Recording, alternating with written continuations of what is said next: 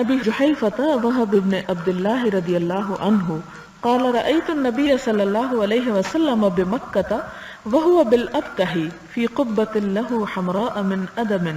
فخرج بلال بوضوئه فمن نادح ونائل فخرج النبي صلى الله عليه وسلم وعليه حلة حمراء كأني أنظر إلى بياض ساقيه فتوضأ وأذن بلال فجعلت أتتبع فاه ها هنا وها هنا يقول يمينا وشمالا حي على الصلاة حي على الفلاح ثم ركزت له عنزة فتقدم فصلى يمر بين يديه الكلب والحمار لا يمنع متفق علیہ۔ ابو جحیفہ وہب ابن عبداللہ رضی اللہ عنہ کہتے ہیں کہ میں نے رسول اللہ صلی اللہ علیہ وسلم کو مکہ میں دیکھا، آپ وادی ابتح میں سرخ چمڑے کے بنے ہوئے ایک خیمے میں تشریف فرما تھے۔ حضرت بلال رضی اللہ تعالی عنہ آپ کے وضو کا پانی لے کر آئے، کسی کو تھوڑا پانی ملا کسی کو زیادہ۔ حضور صلی اللہ علیہ وسلم باہر تشریف لائے تو آپ نے سرخ حلہ پہن رکھا تھا، گویا میں آپ کی کلائیوں کی سفیدی کو دیکھ رہا ہوں۔ حضرت بلال رضی اللہ عنہ نے وضو کیا اور اذان پڑھی، میں نے ان کے چہرے کو ادھر ادھر دائیں بائیں پھرتے دیکھا۔ جب انہوں نے حی علی الصلاۃ اور حی علی الفلاح پڑھا پھر آپ کے لیے ایک نیزہ گاڑ دیا گیا، آپ آگے تشریف لائے اور نماز پڑھی۔ آپ کے سامنے سے کتے اور گدھے وغیرہ گزرتے رہے لیکن ان کو روکا نہیں جاتا تھا۔ یہاں پھر سرخ لباس اور سرخ یعنی خیمے کی طرف اشارہ ہے کہ مکہ کی وادی ابتح میں سرخ چمڑے کے بنے ہوئے خیمے میں تشریف فرما تھے۔ حضرت بلال رضی اللہ تعالیٰ نے آپ کو وضو کا پانی لے کر آئے۔ اس سے یہ پتہ چلتا ہے یعنی عموماً اس بات کو پسند کیا جاتا ہے کہ انسان خود اپنا وضو کرے، لیکن اگر کوئی نیکی کمانے کے لیے کسی دوسرے کو کروانا چاہے تو اس میں بھی کوئی حرج نہیں، اور یہ بھی ایک ثواب کا کام ہے۔ بچپن میں ایک روایت میں نے سنی تھی، اس کے بعد مجھے کہیں پڑھنے کا اتفاق تو نہیں ہوا لیکن وہ بات میرے ذہن میں بہت پیوست ہو کر رہ گئی۔ وہ بات یوں تھی کہ کسی نے ایک اسی طرح قصہ سنا کہ قیامت کے دن انسان جب اٹھایا جائے گا تو اس کی نیکیاں اتنی نہ ہوگی کہ جس سے وہ جنت میں جا سکے،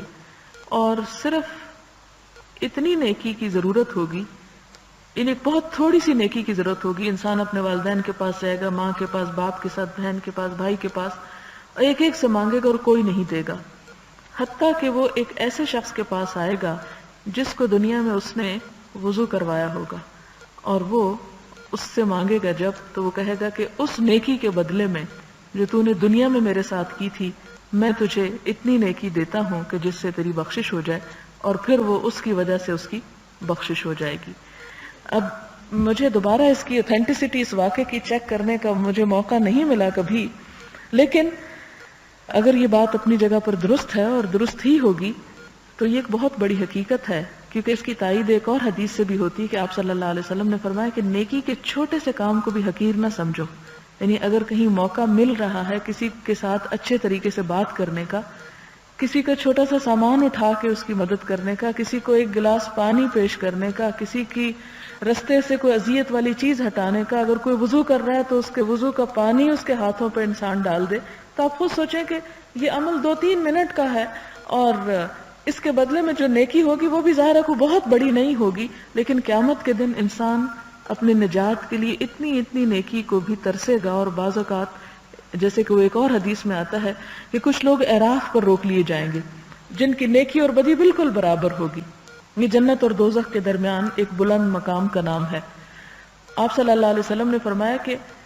اتنی نیکی اور بدی کا بھی فیصلہ کیا جائے گا کہ جیسے ایک جوں کا انڈا ہوتا ہے، اتنی بھی اگر کسی کی نیکی کم ہو گئی اور وہ یعنی برائی اور نیکی میں کوئی فرق نہ رہا تو بھی وہ اعراف پر آ جائے گا، اور اگر اتنی یعنی جوں کے انڈے برابر نیکی زیادہ ہو جاتی ہے تو وہ بھی اس کو جنت میں لے جانے کا سبب ہو جائے گی، یعنی اس کی وجہ سے وہ اعراف پر نہیں کھڑا کیا جائے گا بلکہ دوسری طرف جنت میں بھیج دیا جائے گا، اور اگر کم پڑ گئی تو خدا نخواستہ دوسری طرف جانے کے بھی چانسز ہیں۔ اعراف کا جو ذکر ہے یہ کوئی میں اپنے تخیل سے بات نہیں کر رہی، پوری صورت ہے قرآن پاک میں الاعراف کے نام سے جس میں اعراف کا یہ ذکر آتا ہے، اور تفاسیر میں اس کی بے شمار تفصیلات ملتی ہیں پھر آگے کہ کون لوگ وہاں پر ہوں گے اور کس قسم کی ان کو نیکی چاہیے ہوگی۔ تو حقیقت یہ ہے کہ ان سارے واقعات یا احادیث کے پیچھے جو روح ہے وہ یہ کہ انسان کبھی بھی کسی چھوٹی سی نیکی کو بھی کرنے میں جھجکے نہ یا پیچھے نہ رہے، بلکہ آگے بڑھ کے انسان کر لے، اور ہر نیک کام کرنے کے موقع پہ انسان سوچے پتہ نہیں میری نجات کے لیے شاید یہی فائدہ دے، اور یہ کرتے ہوئے یہ نہیں کہ کوئی تصنع سے کہنا چاہیے، بناوٹ سے کہنا چاہیے شاید میری نجات اس میں نہیں، دل سے سمجھنا چاہیے کہ ہو سکتا ہے کہ مجھے یہی ایک نیکی قیامت کے دن فائدہ دے دے۔ اگر یہ ایک مسلمان کا کیریکٹر ہو جائے، یہ کردار اور یہ اخلاق ہو جائے، تو پھر آپ دیکھیں کہ معاشرے کا رنگ ہی بدل جائے۔ معاشرے کے اندر، ایک گھر کے اندر چھوٹی چھوٹی چیزوں کے اوپر اور چھوٹی چھوٹی باتوں پہ بعض اوقات لوگ دل تنگ ہونے لگتے ہیں۔ اگر کوئی کسی کی چیز استعمال کر لیتا ہے یا کسی کی کوئی چیز آگے پیچھے کر دیتا ہے یا رکھ دیتا ہے تو بعض اوقات بچے آپس میں جھگڑنے لگتے ہیں یا ان کے دل تنگ ہونے لگتے ہیں، اور بعض اوقات بڑے بھی۔ آپ دیکھیں ساس بہو کے جھگڑوں کو اگر آپ انالائز کریں تو دیکھیں کہ وہ چیز کیا ہوتی ہے جس کے پیچھے جھگڑے شروع ہوتے ہیں۔ چھوٹی چھوٹی باتیں ہوتی ہیں، چھوٹی چھوٹی اونچ نیچ ہوتی ہے۔ ان سارے واقعات سے پتہ ہی چلتا ہے کہ اگر انسان تھوڑی سی دل میں وسعت پیدا کر لے اور کچھ نہیں تو سمجھے کہ اگر دوسرے نے قصور نہیں کیا اور انسان سمجھ رہا ہے کہ اس نے کیا ہے، مثلا ایک شخص سمجھ رہا ہے کہ اس نے غلطی نہیں کی، دوسرا سمجھ رہا ہے نہیں اس نے غلطی کی ہے، اب ایک چاہ رہا ہے کہ دوسرا مان جائے کہ یہ غلط ہے اور دوسرا چاہ رہا ہے کہ میرے پہ الزام نہ آئے، تو آپ دیکھیں کہ اس کھینچا تانی میں تعلقات کس قدر خراب ہو جائیں گی۔ تو دوسرے کو یہ سوچ کے بھی معاف کر دینا چاہیے، اگر اس نے غلطی نہ کی ہو لیکن آپ سمجھ رہے ہو کہ نہیں اس نے کی ہے، تو آپ سوچیں یہ ضرور کی ہے لیکن میں نے اس کو معاف کر دیا، کیونکہ اگر انسان دوسروں کو معاف کر دیتا ہے تو اللہ تعالیٰ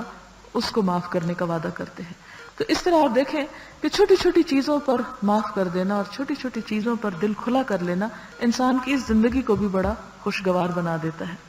آپ دیکھیں کہ قرآن پاک میں نفس انسانی کی قسم کھائی گئی ہے۔ انسان کا نفس جو ہے، اس نفس کے اندر قرآن پاک میں آتا ہے وَأُحْضِرَتِ الْأَنفُسُ الشُّحَّ کہ نفسوں کے اندر بخل بھر دیا گیا ہے، بخل ڈال دیا گیا ہے، یعنی گویا نفس جو ہے وہ بخل سے تخلیق پایا ہے، یعنی اس کا ایک لازمی حصہ ہے کہ انسان تنگ دل ہوتا ہے، انسان یعنی تھوڑ دلا ہوتا ہے، جیسے کہ ایک اور جگہ پر آتا ہے وَكَانَ الْإِنسَانُ قَتُورًا۔ تو یہ تھوڑ دلی اور تنگی اور بخل جب انسان کے اندر ہے تو اس کمزوری اور اس خرابی کو دور کرنے کے لیے بہتر طریقہ یہ ہے کہ چھوٹے چھوٹے کام انسان کرنے میں دیر نہ کرے اور اس کے لیے کل کا انتظار نہ کرے، اور سب سے بڑی بات یہ کہ انسان شکر گزاری کا رویہ اختیار کر لے۔ نفس کی جو کمزوری ہے اس کے خلاف انسان جب اللہ تعالیٰ کا شکر ادا کرتا ہے، یہ تنگی اور بخل جو ہے نا نفس کا، یہ انسان کو اللہ تعالیٰ کا بھی شکر گزار نہیں ہونے دیتا، اور ہر وقت انسان یہ سوچتا رہتا ہے فلاں کے پاس یہ، میرے پاس یہ نہیں ہے، مجھے یہ مشکل ہے، میری یہ پریشانی ہے، اور انسان اپنے آپ کو ہر اس معاملے میں دوسرے سے کمپیئر کرتا ہے جس میں وہ دوسرا اس سے زیادہ بہتر ہوتا ہے۔ لہٰذا اللہ تعالیٰ انسان سے کیا چاہتے ہیں؟ اللہ تعالیٰ انسان سے شکر چاہتے ہیں۔ اسے ہم سے کوئی عبادت اور ہمارے سجدوں اور ہمارے روزوں اور زکوٰۃ اور صدقے کی اسے ضرورت کوئی نہیں۔ یہ سب کچھ جو ہم کرتے ہیں، یہ جو سجدہ بھی کرتے ہیں تو یہ شکر کی ادائیگی کا ایک طریقہ ہے، یہ جو مال اس کے راستے میں نکالتے ہیں تو یہ شکر کی ایک ادائیگی کا طریقہ کہ یا اللہ تو نے ہمیں دیا، ہم شکریہ کے طور پر کسی اور کو دیتے ہیں۔ اور آپ دیکھیں کہ ہر زبان کا آپ جائزہ لیں، انگریزی میں تھینکس کا لفظ کتنا عام ہے، ہر چھوٹی بڑی بات پہ تھینکس ہے، عربی میں اسی طرح ہر چھوٹی بڑی بات پہ شکرن کے الفاظ ہوتے ہیں، لیکن افسوس کے ساتھ کہنا پڑتا ہے کہ اردو میں یوں محسوس ہوتا ہے کہ شکریہ کا لفظ کسی خاص ہی موقع کے لیے بنا ہے اور بہت کم شکریہ ادا کیا جاتا ہے، حالانکہ یہ اگرچہ کہنے کو صرف ایک رواجن بھی چیز ہے، لیکن چھوٹی چھوٹی باتوں پر اگر انسان کا دل شکر گزار ہوتا ہے دوسرے کا، اس کو یہ نہیں سمجھتا کہ اس کو تو یہ کرنا ہی چاہیے تھا، نہیں، کرنا تو چاہیے ہی ہر انسان کو، اس لیے کہ ہر انسان پر کچھ ذمہ داریاں ہیں، کچھ اس کے فرائض ہیں، کچھ اس کے حقوق ہیں، لیکن اگر کوئی کرتا ہے تو ہمیں اس پر شکر گزار ہونا چاہیے۔ اور اللہ تعالیٰ نے وعدہ کر رکھا ہے لَإِن شَكَرْتُمْ لَأَزِيدَنَّكُمْ، اگر تم نے شکر ادا کیا تو میں تمہیں ضرور زیادہ دوں گا اور نعمتیں عطا کروں گا، لیکن اگر تم ناشکری کرتے ہو تو پھر میرا عذاب بھی بڑا سخت ہے۔ اور آپ دیکھیں کہ اللہ تعالیٰ اپنی عبادت کے فوراً بعد کیا کہتے ہیں کہ انشکر لی وَلِوَالِدَيْكَ، تمہاری عبادت کیا ہے؟ دراصل میرا شکریہ ادا کرو اور اپنے والدین کا کرو۔ کیوں؟ اس لیے کہ والدین کے احسانات اللہ تعالیٰ کے بعد انسانوں میں سے سب سے زیادہ اپنے بچوں کے لیے ہوتے ہیں، اور پھر والدین میں سے بھی ماں کا حق زیادہ ہے کہ وہ اپنے بچوں کے لیے تکلیف زیادہ اٹھاتی ہے. تو جتنا جتنا جس کا احسان ہو اتنا اتنا اس کا شکر ادا کرنا جو ہے واجب ہے. اور اسی طرح بندوں کا شکر یعنی عام تمام لوگوں کا شکر ادا کرنا کہ جس سے کوئی بھی انسان کو فیض یا خیر یا نیکی پہنچے. تو اس کے بارے میں بھی آتا ہے من لم یشکر الناس لم یشکر اللہ. جو انسان انسانوں کا شکریہ ادا نہیں کرتا وہ اللہ کا بھی شکر گزار نہیں ہوتا. تو اللہ تعالیٰ کو یہ بات پسند ہے کہ انسان انسانوں کے لیے بھی شکر گزار ہو اور پھر خود اس کے لیے. تو یہی شکر گزاری کی ایک کیفیت ہوگی کہ انسان قیامت کے دن اپنی ایک چھوٹی سی نیکی کسی دوسرے کو دے کے اس کی جان بچا لے. تو بہرحال یہاں پر بات یہ ہو رہی تھی وضو کا پانی لانے کسے کے لیے اور وضو کرانے کے لیے. تو اتنی چھوٹی چھوٹی نیکیوں کو بھی حقیر نہیں سمجھنا چاہیے. تو وہ کہتے ہیں کہ میں نے دیکھا کہ پانی کم تھا, کسی کو زیادہ پانی ملا, کسی کو تھوڑا, سب نے پورا کر لیا. اور پھر آپ صلی اللہ علیہ وسلم خیمے سے باہر تشریف لائے تو آپ نے سرخ حلہ پہن رکھا تھا. میں آپ کی کلائیوں کی سفیدی کو دیکھ رہا. کلائی ارشٹ کو اس جگہ کو کہتے ہیں, یعنی وہ اوپر کا جو اوور کوٹ ٹائپ چیز تھی وہ یہاں تک لمبی نہیں تھی بلکہ یعنی چھوٹے تھے اس کے بازو, کہ یہ حصہ آپ کا ننگا تھا بازوؤں کا.